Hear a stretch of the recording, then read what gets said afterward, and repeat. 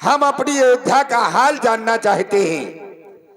हमारी अयोध्या, मैं किसी भी अयोध्यावासी को किसी भी प्रकार का कोई खेद तो नहीं है, कोई किसी को सता तो नहीं रहा। महामंत्री सुमंत्र, अगर कोई बाहर से आगंतुक हमारे राज दरबार में कुछ मांगने के लिए आता है तो क्या उसे प्रेम के सहित दान दिया जाता है या नहीं?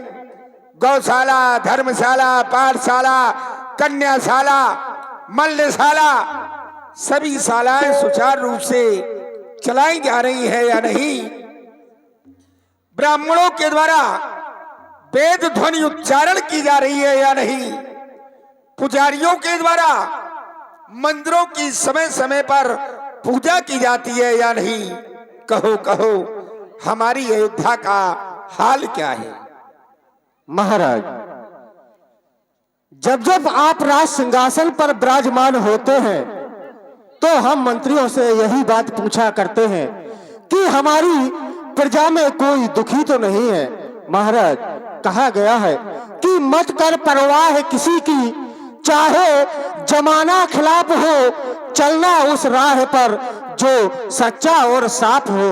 महाराज, सुरपति बसे है बाह्य बल जाके, जो देवताओं का राजा इंद्र आपकी भुजाओं के बल पर राज करता हो, ऐसी प्यारी प्यारी प्रजा में कोई दुखी रह सकता है? नहीं। इतना ही नहीं, धर्म धुरंधर गुण निधि ज्ञानी जिस राज्य में आप जैसा ज्ञानी राजा राज करता हो, उस प्रजा में कोई दुखी नहीं रह सकता। महाराज, इतना ही नहीं, अयोध्या के हर घर में है दूध पूत की आवाजानी, सिंह और अजा पीते एक घाट पानी। आपकी प्रजा में कोई दुखी नहीं है। महाराज, महामंत्री सुमंत्र, महाराज, तुम कह रहे हो कि अयोध्या के घर घर में है दूध पूत की आवागामी, सिंह और अजा पीते एक घाट पानी।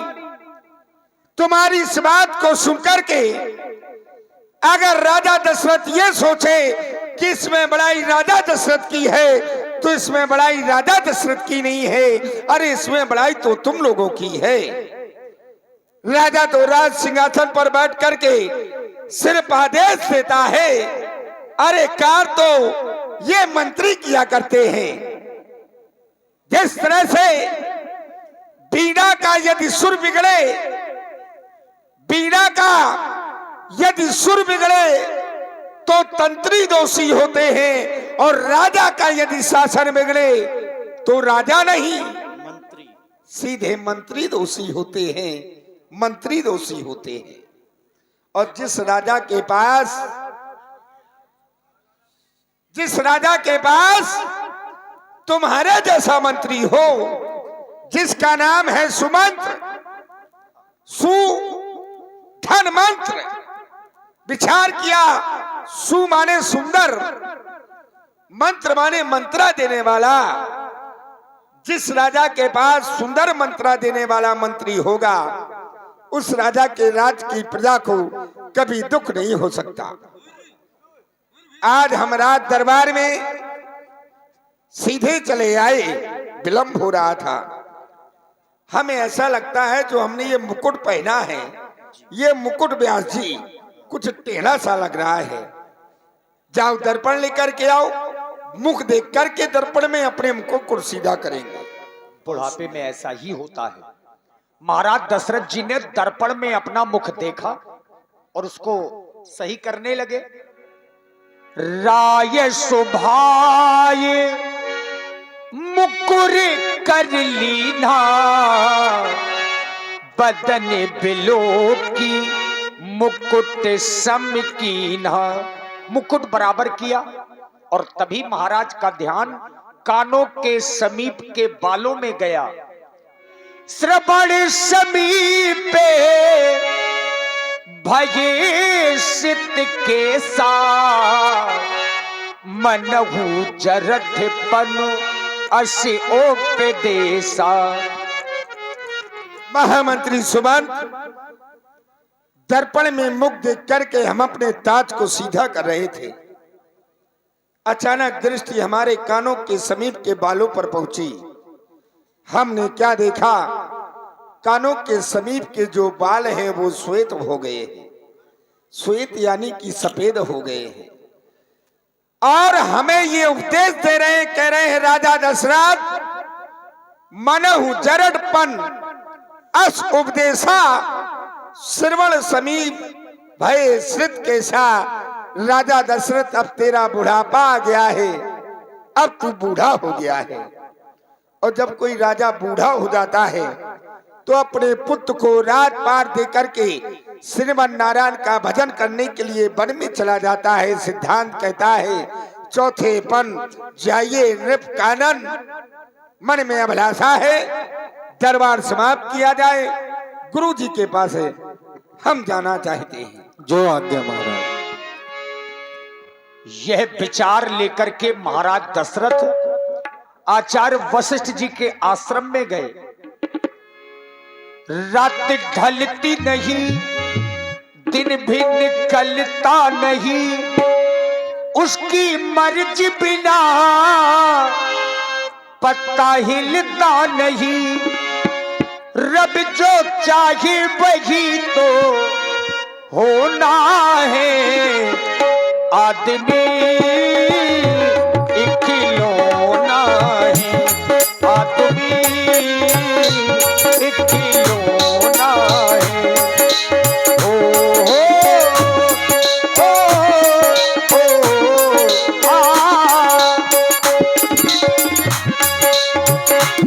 की भुआले सुनिए मुनि नायक, भय राम सब विधि सब लायक। गुरुदेव भगवान के श्री चरणों में सेवक दशरथ का प्रणाम स्वीकार हो। हृदय में सांत्वना न मिलने के कारण वाचक प्रणाम प्रस्तुत कर रहा हूँ। आप मेरा वाचक प्रणाम स्वीकारें देवता। आपकी वंदना करता हूँ, आपका पूजन अर्चन कर रहा हूँ। करूं वंदना, करूं वंदना मेरी ओर निहारो। इसी तरह से देवता, करूं वंदना मेरी ओर निहारो, गुरु जी पधारो आसन संभालो।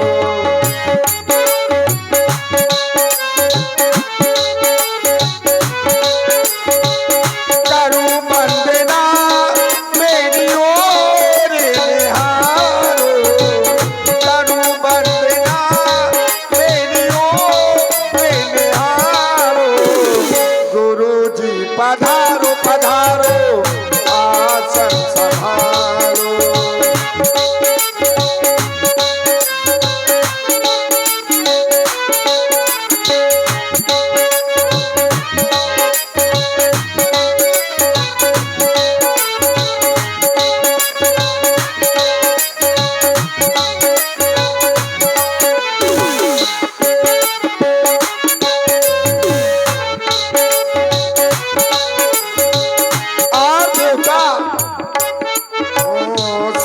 बंसियों पर कृपा है तुम्हारी, आशीर्वाद दे दो जाऊं बलिहारी।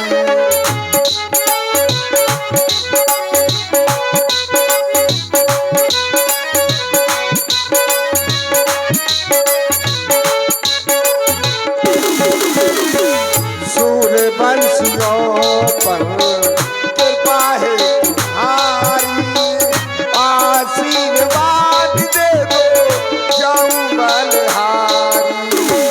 ज्ञान के धुरीण मुनिवर, ज्ञान के धुरीण मुनिवर कृपा चरण धारो, गुरु जी पधारो पधारो आसन संभालो।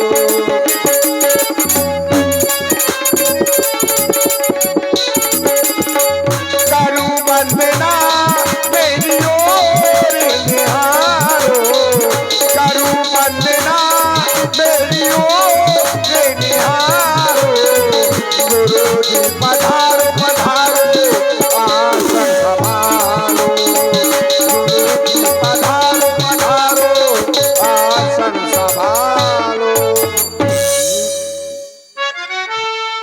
राजन, तुम्हारा अखंड कल्याण हो। परंतु देख क्या रहा हूं, तुम अकेले ही आए हो, और नीति कहती है 3 व्यक्तियों को कभी अकेले नहीं चलना चाहिए। कौन कौन? ब्राह्मण विद्वान, नारी और राजा। ब्राह्मण के साथ में सदैव प्रशंसक होने चाहिए, नारी के साथ में संरक्षक आवश्यक है, उसी तरह राजा के साथ में अंगरक्षक बहुत जरूरी। अगर ये तीनों अकेले चलते हैं तो नष्ट हो जाने का भय है। परंतु वहीं पर आगे लिखा हुआ है कि कभी कभी मनुष्य अत्यधिक दुखी होने के कारण वास्तु स्थिति को भूल जाता है, अकेले चल देता है। अथवा अत्यधिक प्रसन्न हो तो प्रसन्नता के कारण भी वो अकेले चल देता है। तुम दुखी तो दिखाई नहीं पड़ रहे, प्रसन्न हो तो बताओ यहां आने का कारण क्या है? हे देवता, आप कह रहे हैं कि राजा दशरथ आज आप अकेले आए हैं और राजा को अकेले नहीं चलना चाहिए। और जैसा कि आपने बतलाया, जिस समय व्यक्ति दुखी होता है तो अकेला चल देता है, सुखी होता है तो अकेले चल देता है, और दुख और सुख जब अपने निज को बतलाया जाता है तो अकेले ही बतलाया जाता है। देवता, जब हम आपके समीप में आए थे तब हमारी कोई संतान नहीं थी। आपकी कृपा से हमें 1 नहीं, 2 नहीं, 3 नहीं, 4 पुत्रों की प्राप्ति हो गई। देवता, 4 पुत्रों की प्राप्ति ही नहीं, चारों पुत्रों का विवाह हो गया, घर में 4 बहुएं आ गई। देवता, आपकी कृपा से मुझे सब कुछ प्राप्त हो गया, किसी चीज की कमी नहीं है। देवता, लेकिन आज मन में एक अभिलाषा लेकर के आपके समीप में आया हूं। देवता, अब अभिलाष एक मन मोरे, पूजिए नाथ अनुग्रह तोरे, वो अभिलाषा सिर्फ आपके द्वारा ही पूर्ण होनी है। देवता, आप कहें तो मैं इस अभिलाषा को आपके श्री चरणों में प्रस्तुत करना चाहता हूं। देवता, देखो ये जीव का दोष है, थोड़ा सुन लीजिए। अभिलाषा अर्थात इच्छाएं, आवश्यकताएं, कामनाएं, ये सब एक ही हैं। आवश्यकता की पूर्ति ही आवश्यकता की जननी है। जैसे हमें आवश्यकता किसी वस्तु की है, अगर हमें वह वस्तु मिल जाएगी तो दूसरी इच्छा प्रकट हो जाएगी, और अगर वो न मिले तो जीवन भर उसी में लगे रहेंगे। इसीलिए कहा गया अर्थशास्त्र में है ये कि आवश्यकता की पूर्ति ही आवश्यकता की जननी है। मनुष्य की कामनाएं कभी समाप्त नहीं होती। एक बात और है, ये कामना कभी एक होती ही नहीं है, क्षण क्षण बदलती रहती हैं। इच्छाएं जो हैं क्षण क्षण बदलती। विद्वानों ने कहा है, क्या बताएं कामनाएं, एक आए एक जाए, एक नहीं ठहरती कभी। अब जैसे तुम्हारी इच्छा है, तुम्हारी एक इच्छा क्या कह रही है? एक कहती धर्म के हित, एक कहती धर्म के हित भ्रमण 4 धाम कर ले। धर्म के लिए 4 धाम का भ्रमण कर ले तो तुरंत दूसरी इच्छा आ जाती है। एक कहती कर्म करके जग में अपना नाम कर ले। अब बताओ, इच्छाएं हैं, एक ही व्यक्ति की इच्छा है। एक कहती व्यर्थ है जीवन की सारी कल्पनाएं, क्या बताएं कामनाएं। कभी कभी मनुष्य अवसाद से ग्रसित हो जाता है, घरेलू अवसाद से ग्रसित होकर कहता है जीवन से अच्छा था मृत्यु अच्छी थी।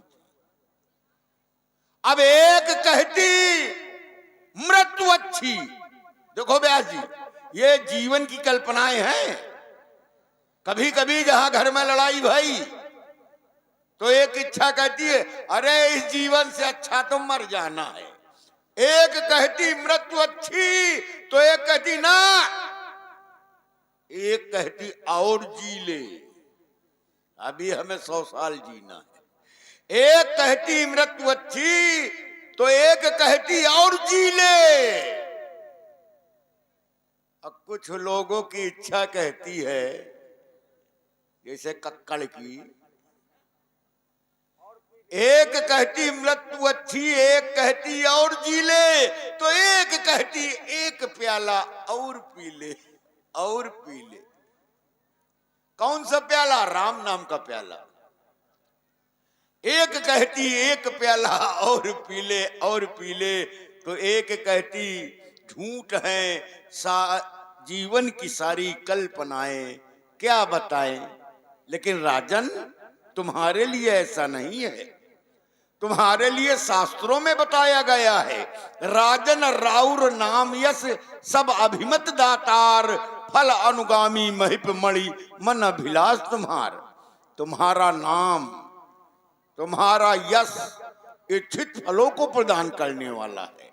हे मुकुटमण शिरोमण महाराज, जो भी तुम्हारे मन में अभिलाषाएं जन्म लेती हैं, फल उनका अनुगमन करता है, अर्थात फल पहले मिल जाता है, इच्छा बाद में प्रकट होती है।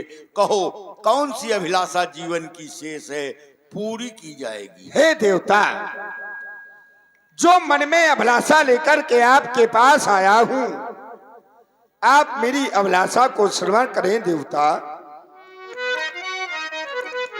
ये अयोध्या की समाज मेरे बेटे राम को इस तरह से चाहती है जिस तरह से राम को देवता स्वयं मैं चाहता हूं।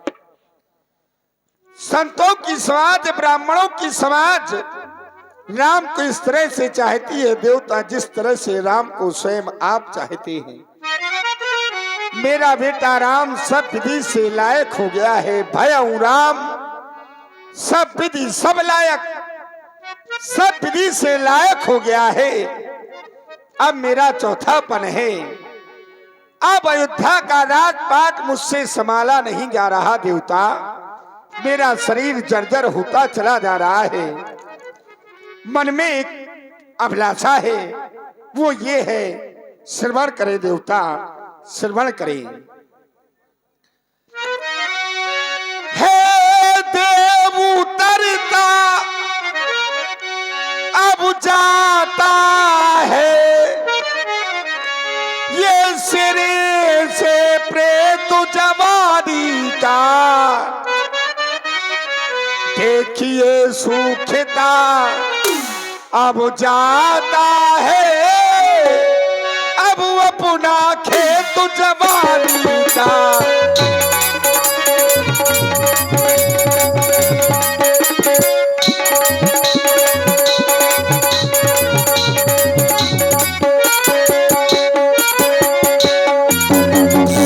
और देवता, ये वृद्धा अवस्था अब वारी है, वो तरुण अवस्था रानी है।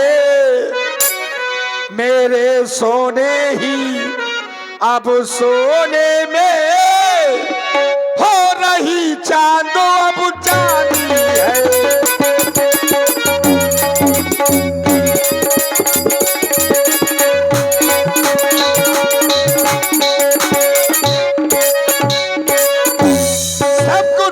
होने के बाद चाहता हूँ पिछले पुरखों की तरह नाथ,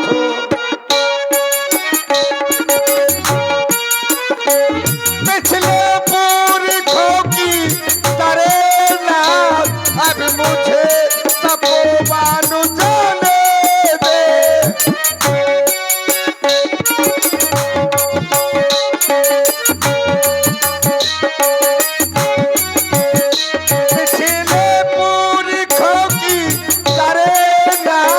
अब मुझे तपोवन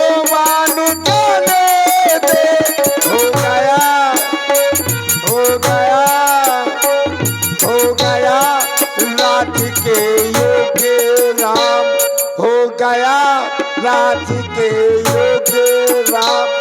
अभी उसको राजो चलाने दे, हो गया।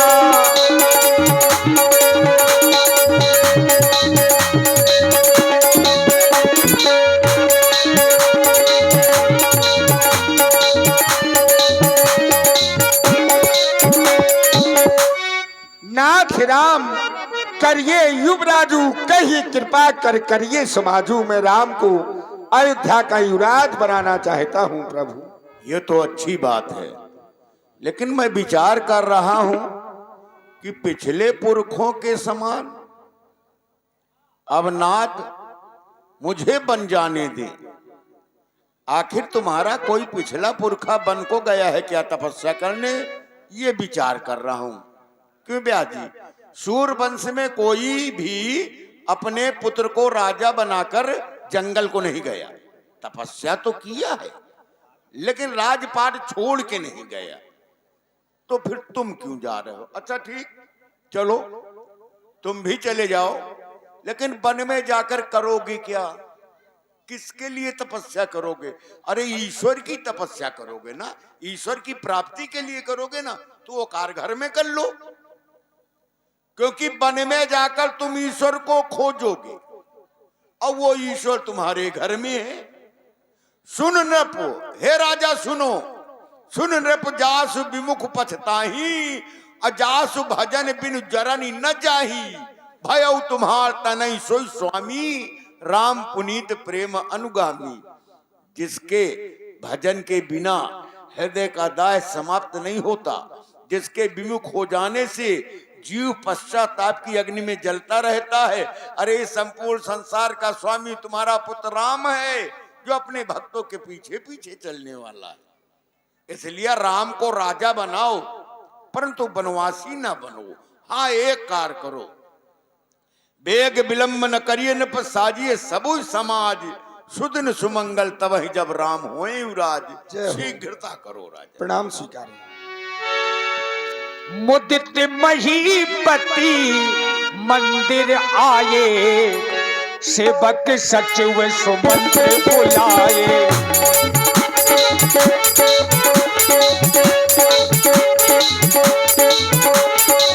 मुदित महीपति मंदिर आए, मुदित महीपति मंदिर आए, सेवक सचिव सुमंत्र बुलाए। सेवक सचिव सुमंत्र बुलाए, सेवक सचिव सुमंत्र बुलाए। सेवक सचिव और महामंत्री सुमंत्र जी महाराज गुरुदेव भगवान के पास गया था। गुरुदेव भगवान को मैंने मन की अभिलाषा बतलाई कि मैं राम को अयोध्या का युवराज बनाना चाहता हूं। पता है गुरुदेव भगवान ने क्या कहा? क्या कहा महाराज? कहा कि राजा दशरथ,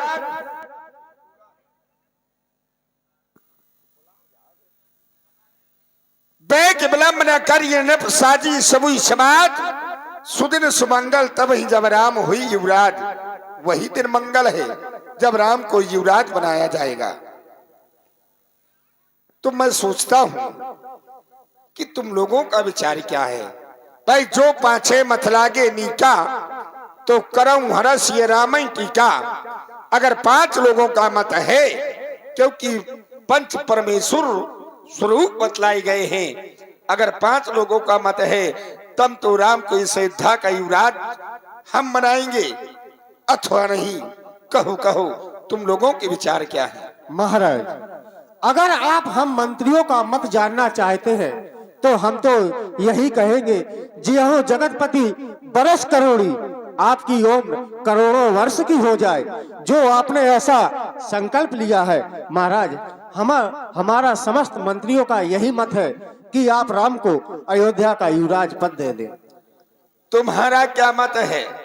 महाराज श्री राम जी को अयोध्या का राजा बनाते ही इसमें केवल अयोध्या भर का हित नहीं, अपितु सारे संसार का हित होना है। जग मंगल भल काज बिचारा, बेगिनाथ न लायु बारा, अरे जिस कार्य को करने से सारे संसार का हित होना हो, भला ऐसे कार्य को करने में विलंब क्यों किया जाए। हमारा तो यही विचार है कि इस अयोध्या का युवराज प्रभु श्री राम जी को ही बनाया जाए। तो हमारी एक बात और सुनो, गुरुदेव भगवान के पास चले जाओ, गुरुदेव भगवान से कह देना कि महाराज ने कहा है कि रात तिलक में कौन कौन सी वस्तुएं लगनी है, सो एक तालिका में अंकित करवा करके ले आना, और उनके श्री चरणों में एक निवेदन भी हमारा कह देना। कौन सा महाराज? कह देना कि महाराज ने चरणों में निवेदन किया है कि आप राम के भवन को चले जाएं। राम अभी छोटा है, राजा के क्या नियम और संयम होते हैं राम को मालूम नहीं है, तो जाकर के राम को राजा के नियम और संयम बतला दें, आदेश का पालन शीघ्र किया जाए। जो आज्ञा महाराज। हर्ष मुनि से कहो मृदुबानी, हर्ष मुनि से कहो मृदुबानी, हर्ष मुनि से कहो। श्री गुरुदेव भगवान के चरणों में सुमंत का प्रणाम स्वीकार हो। गुरुदेव, मुझे महाराज ने भेजा है, कहा है कि राज्याभिषेक में जो जो वस्तुएं लगती हैं आप उनको एक पत्रिका में अंकित कर दे ताकि वह वस्तुएं मंगवा ली जाए। देखो, राज तिलक कभी चंदन के द्वारा, हल्दी, कुमकुम, केसर इसके द्वारा नहीं होता। राजा का राज तिलक सदैव जल के द्वारा होता है। अब चूंकि राम जी का राज तिलक है तो साधारण जल लगेगा नहीं, इसलिए आनव सकल सुतीरथ पानी, संपूर्ण तीर्थों का जल मंगवा लो, उसी से राज तिलक होगा। और तो कुछ नहीं कहा महाराज। कहा है गुरुदेव जी। क्या कहा? महाराज ने कहा है कि आप राम के भवन की ओर चले जाएं, राजा बनने के जो नियम और संयम होते हैं वो आप राम जी को बतला दें। अवश्य मैं जा रहा हूं। तब नर नाहे वशिष्ठ बुलाए, राम धामे सिखते तो पठाए, राम धामे सिखते तो पठाए।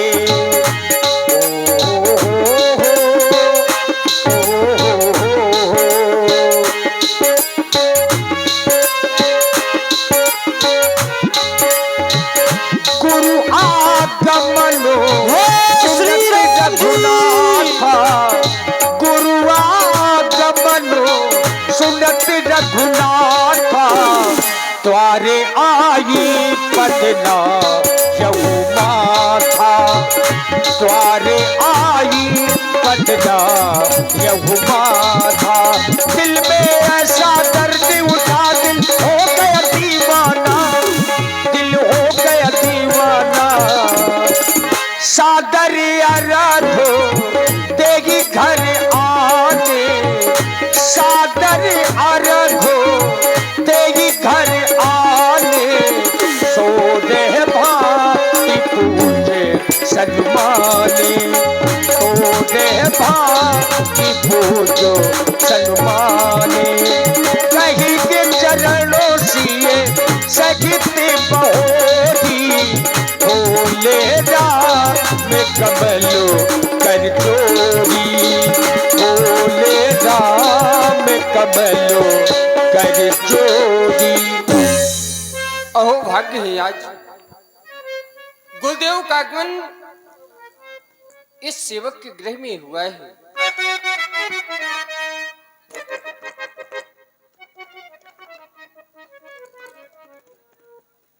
अहो भाग्य है आज जो स्वामी का आगमन इस सेवक के गृह में हुआ है। हे नाथ, मेरा प्रणाम स्वीकार करें नाथ, स्वीकार करें। हे गुरु ब्रह्मा, हे गुरु विष्णु,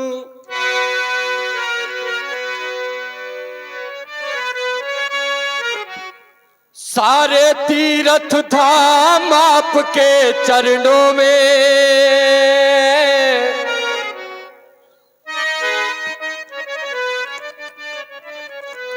सारे तीर्थ धाम आपके चरणों में, हे गुरुदेव प्रणाम आपके चरणों में। सारे तीर्थ धाम आपके चरणों में, हे गुरुदेव प्रणाम आपके चरणों में सारे तीर्थ।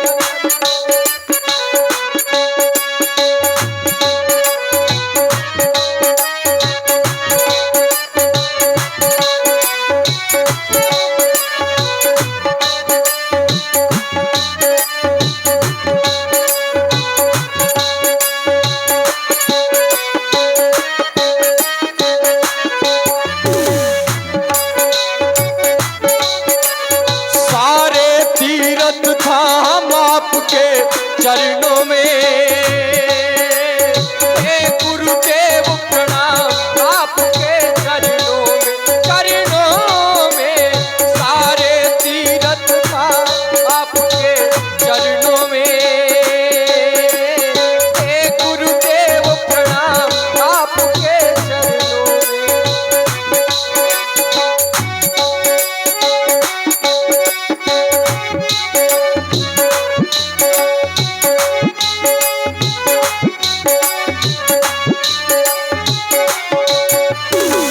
जन्म के दाता मात पिता है आप कर्म के दाता है, हाँ आप कर्म के दाता है।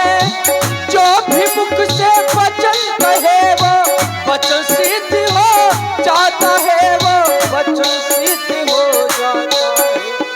निर्बल मन को रोगी तन को, निर्बल मन को रोगी तन को मिलता है आराम आपके चरणों में, हे गुरुदेव प्रणाम आपके चरणों में। चरणों में सारे तीर्थ धाम आपके चरणों में, हे गुरुदेव प्रणाम आपके चरणों में।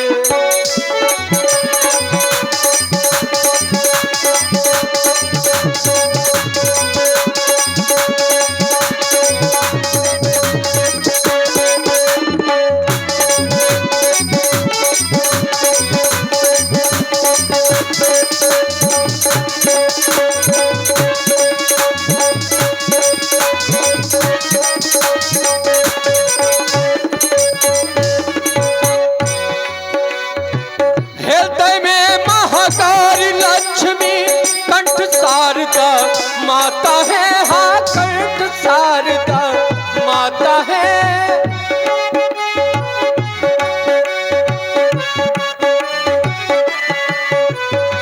हृदय में महाकाली लक्ष्मी कंठ शारदा माता है, हाँ कंठ शारदा माता है। वो वचन सिद्ध हो जाता है, वो वचन सिद्ध हो जाता है।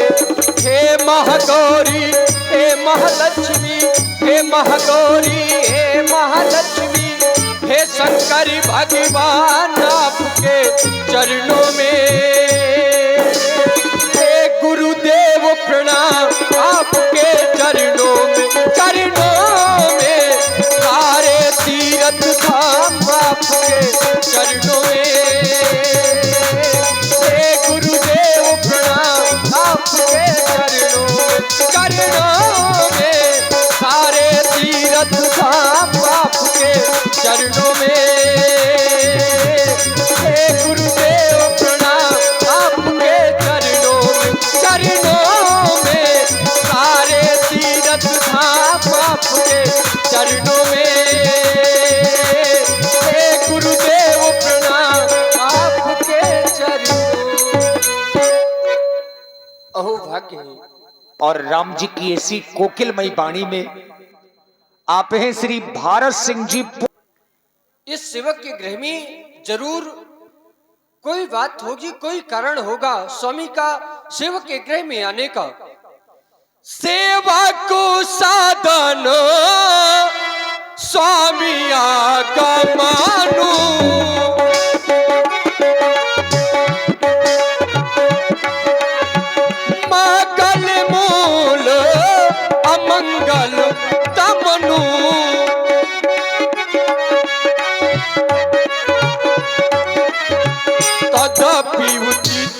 जनु बोलो सप्रीति तदपि उचित जनु बोलो सप्रीति पठैया काज नाथ रस नीति।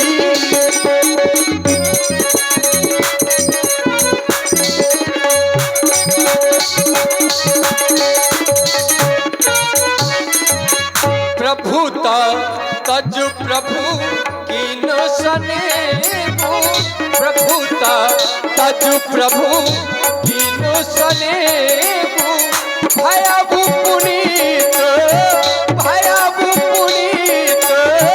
आज मम केहू भयबु पुनीत आज मम केहू भयबु पुनीत आज मम केहू भयबु पुनीत आज मम केहू।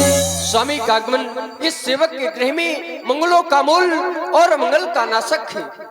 यदि मेरी जरूरत थी नाथ आप वहीं पर बुलवा लेते, मेरे लिए क्या आज्ञा है? मेरे आने का कारण है, महाराज दशरथ ने राज तिलक की तैयारियां कर ली हैं। राव सजे अभिषेक समाजू चाहत देन तुम्हें ही युवराजू, तुम्हें युवराज पद देना चाहते हैं। और मैं यह बताने आया हूं कि राम करो सब संयम आजू, जो विध कुशल निभाहे काजू। आज समस्त नियम संयम का पालन करो, जिससे विधाता प्रसन्न होकर इस कार्य को शीघ्र संपन्न करे। तुम्हारा अखंड कल्याण हो। अब मैं महाराज दशरथ के पास जा रहा हूं। जितने भी हमारे अयोध्या के लोग हैं सब यही सोच रहे हैं कि कल का समय कितने जल्दी आ जाए और भगवान राम अयोध्या के राजा बन जाएं। लेकिन कुछ ऐसे भी लोग हैं जिन्हें अयोध्या के बधाव अच्छे नहीं लग रहे। सकल कहीं कभी हुई है काली, सकल कहीं कभी हुई है काली, विघन मना वही देव उचाली।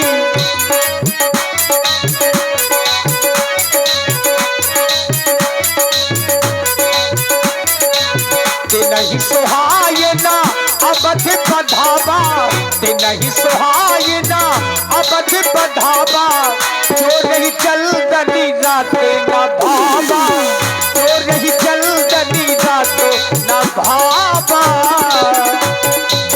जैसे चोरों को चांदनी रात अच्छी नहीं लगती, उसी प्रकार से देवताओं को अयोध्या के बधाव अच्छे नहीं लग रहे और लगना भी ना चाहिए। क्यों? अब ये आप सोचो, आप लोग तो देवता हैं और बाबा बने घूम रहे हैं। यूं परेशान है रावण से।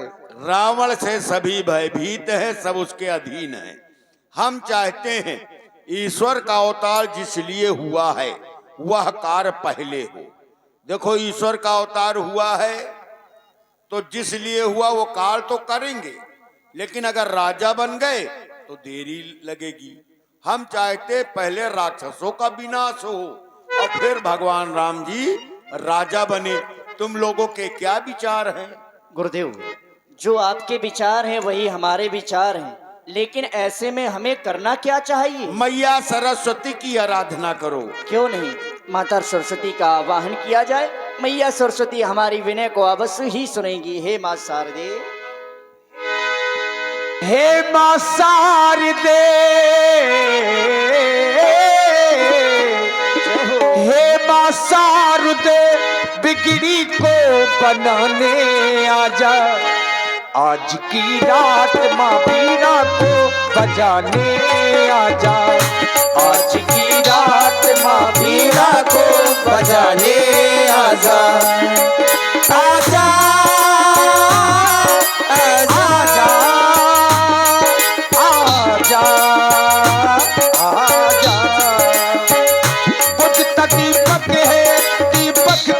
जलाने आजा, बुझता दीपक है दीपक को जलाने आजा, आज की रात मां बीरा को बजाने आजा, आज की रात मां बीरा को बजाने आजा। राही माम मैया करो माँ। बिलेश्वर करही जय हो मैया। बारही बार पायल परही, बारही बार पायल परही। जय हो मैया। रक्षा करो मैया, रक्षा करो।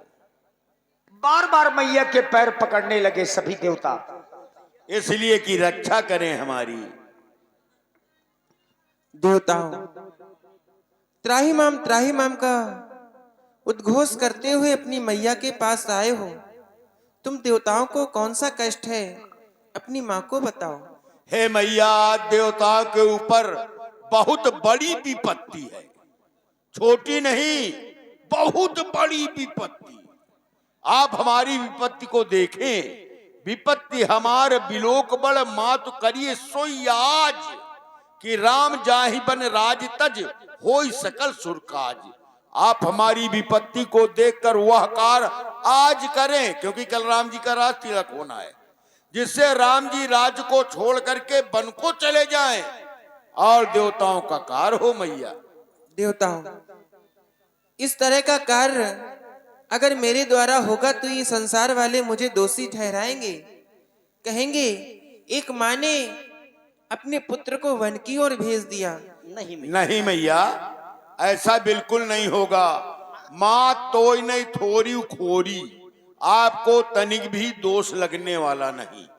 अगर आप ये विचार कर रही हो कि राम जी वन को जाएंगे तो उन्हें कष्ट मिलेगा, वन में जाके दुख मिलेगा, तो भला बताओ, तुम लोग बताओ, कभी भगवान को दुख मिलता है? कभी भगवान को कष्ट मिलता है? हैं? नहीं नहीं।